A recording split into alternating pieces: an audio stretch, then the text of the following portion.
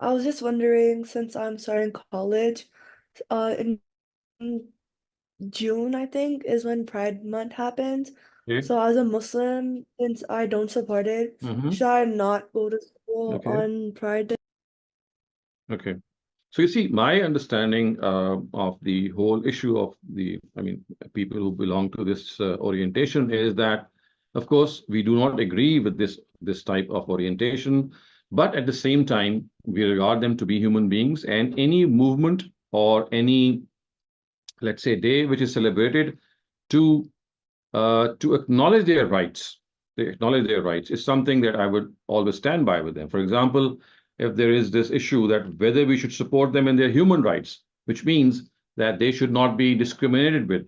I mean, they should not be, I mean, it's not should not be that if a person has a different gender orientation, then he should not be given a job in the public sector, maybe or in the government or in the armed forces, or any other discrimination. So to me, every single human being, regardless of his or her orientation, is respectable.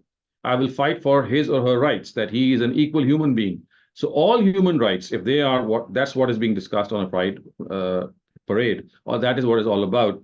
So with my difference of opinion, like saying that I don't agree with your view, but I respect you as a human being.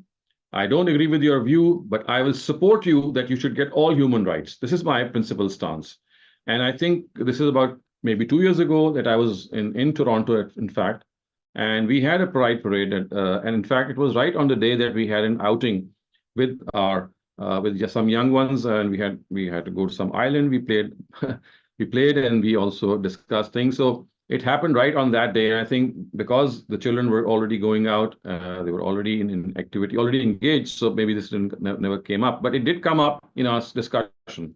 So the point that I did make at that time was that you make up your mind, but in principle, the stance should be that we would not agree with what you stand for, but we acknowledge you as human beings. We will fight for your rights. We will stand by you for your rights because no one can deprive you of your rights.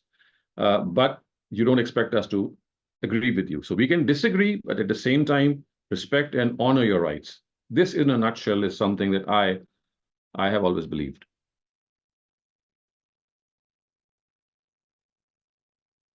So, Aliza, does this answer your question? Yeah, thanks. Also, I was wondering, because like some people I know are like a part of the LGBTQ community. So should Right. I like distance myself from them? Certainly not. So you see, my understanding is that they are human beings. Yeah, they are different in their orientation, but I mean, you cannot, draw away from them. We must not regard ourselves to be superior to other people. I mean, we are all human beings. We just discussed this at the beginning of this lesson, that judgment is something which rests with God only. I cannot judge a human being because I don't know who he or she is from inside and what has led that person to express himself or herself in this manner. We don't know. So I will leave that question of whether that person is right and wrong to God because it is his domain. To me, a person who belongs to the LGBTQ community is a respectable person. If he or she calls me to, let's say, a birthday, I would perhaps go. If I have a birthday and I have a friend amongst them, I will call them. It's like having the same social interaction and at the same time letting them know that yes, we are different from you. We don't agree with you, but that doesn't mean that we should socially cut off ourselves from you. So I think I would also like to quote a Quranic incident here that you see at one instance the Quran says that if your parents are polytheists, if they are idolaters, don't run away from them. It says sahibhuma fid dunya ma'rufa, deal affectionately and kindly with them. So remember, polytheism is the gravest sin in the eyes of God. God says, I'm not going to forgive polytheism, I can forgive other things. But even for polytheism or polytheist parents, he does not say that if your parents practice polytheism, if they're idol worshippers, you should run away from them. It says, no, you stay with them and deal with them affectionately, which means that we can have our differences with people.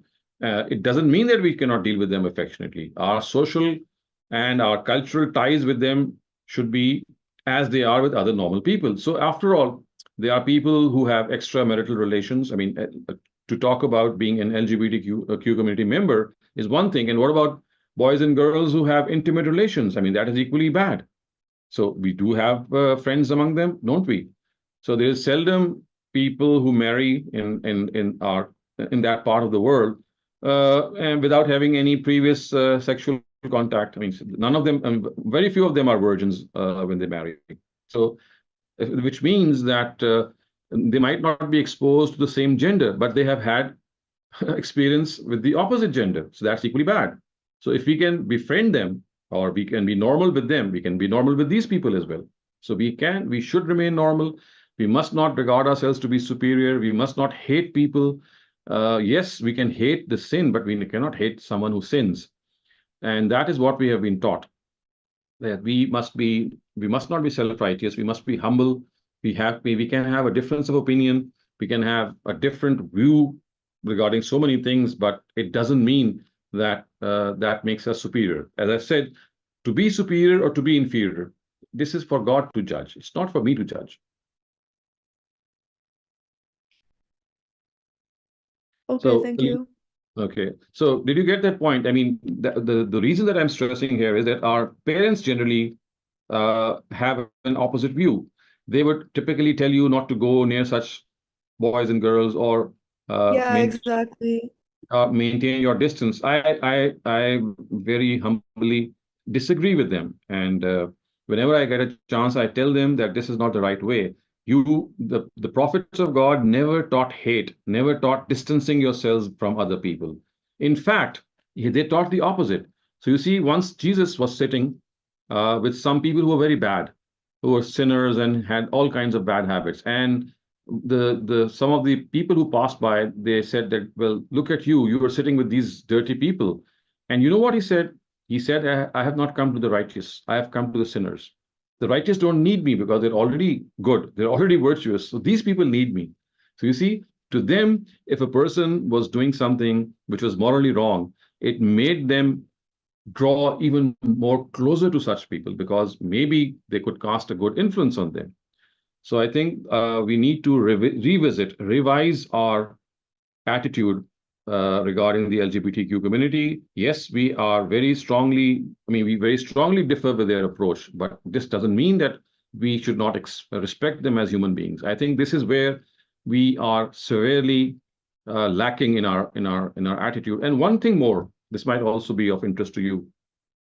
So you see, there's one thing which the West, or the proponents of the LGBTQ community and their rights is concerned, and one thing which is being done wrong from the Muslim side. So from the Muslim side, I just pointed this out, that basically the biggest wrong that we are doing as Muslims is that we are being taught to hate such people and to distance ourselves from such people, which I think is not correct.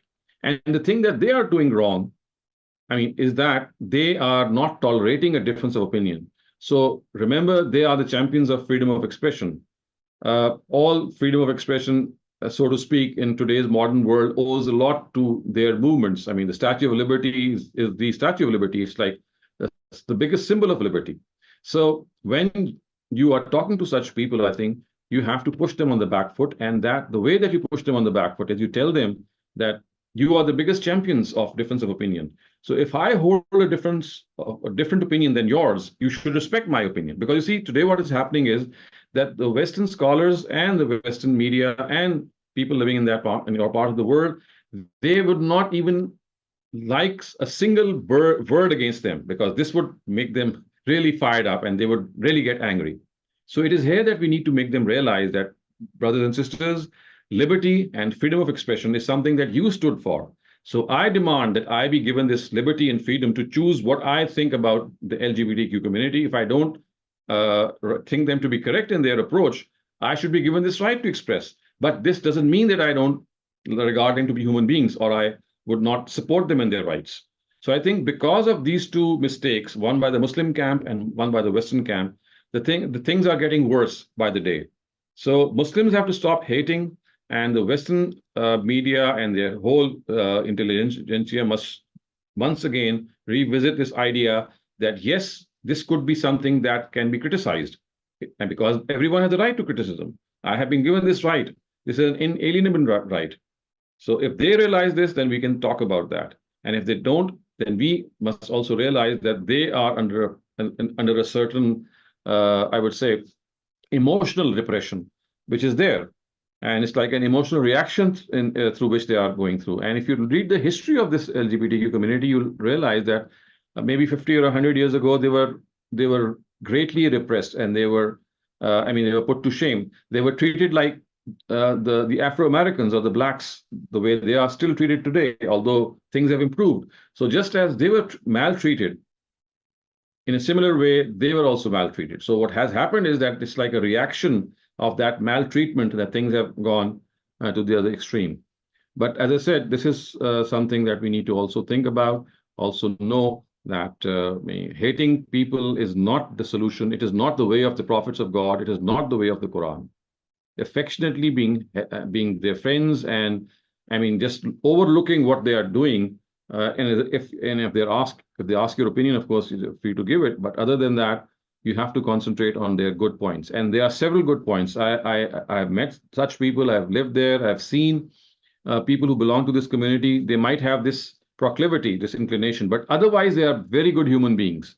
I think many of you would also vouch for this. You might have people belonging to this community in your class, maybe amongst your teachers, but excellent human beings, excellent people. I think that this is also one thing that we need to acknowledge.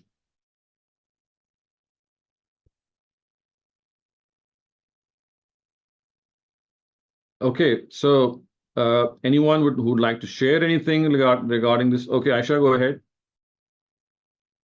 I saw a thing on TikTok. There's this one imam who always has a kiosk outside, and he always just talks about Islam. Mm-hmm. And a lot of the things that he talks about make sense, but there was one thing he said about LGBTQ, that he said that as a Muslim, if you think that you're attracted to the same gender, Mm-hmm. it's not like God gave you the power to have feelings, but it's how you act on them. So in that case, how, I don't know if you understand my Yeah, question too I do much. understand your question. So if someone Okay. has feelings for the same gender, what he or she would do, or she should do. So yes, I think the Imam is partly right in what he's saying, that you see at times we have these instincts. It's not just with the same gender. If I have the same feeling for the opposite gender, and I'm not married to someone, and I get into a relationship with someone who is of the opposite gender, that would be equally wrong. So I think what we need to understand is that one can have feelings, rightly or wrongly, but the thing is that you need to control those feelings. And that is the test that we are put through. Thank you. Okay, Navera. This is also like an LGBTQ related question, Okay. but like in today's society, we know that like usually now there's like gender neutral bathrooms, Mm-hmm. but for some places that don't, there's the issue with like females who became male and they still go Mm-hmm. into the female washroom, and Mm-hmm. then there's also males Mm-hmm. who became female and go into the female washroom Right. as well. So sometimes, like, let's say there's like a hijabi woman and she's fixing her hijab in the bathroom and she takes off her Mm-hmm. hijab. Right. Would like if someone like was Mm-hmm. like what I'm trying to say is like Yeah, yeah. are they allowed to I see like yeah, I our understand.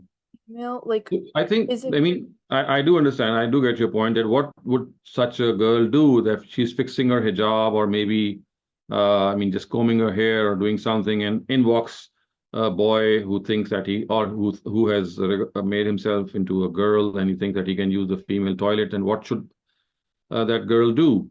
I think that there are two things that can be done in this manner. And the first thing is that, maybe at the school level, the principal or the person who's in charge, he or she could be given this direction that we could have gender neutral toilets, and then specific toilets, so that people who identify to be females, in spite of being biological males, they could have a specific separate sort of a bathroom. So that, if this doesn't happen today, maybe tomorrow this could happen, because this is something that is being done more and more, and there'll be people who will be identifying to the opposite gender than their own biological gender, and this is something which can be raised with the authorities, that well, they could have independent bathrooms, so that people who are specific males and specific females, they don't have those issues. This is one thing. And this is going to take time.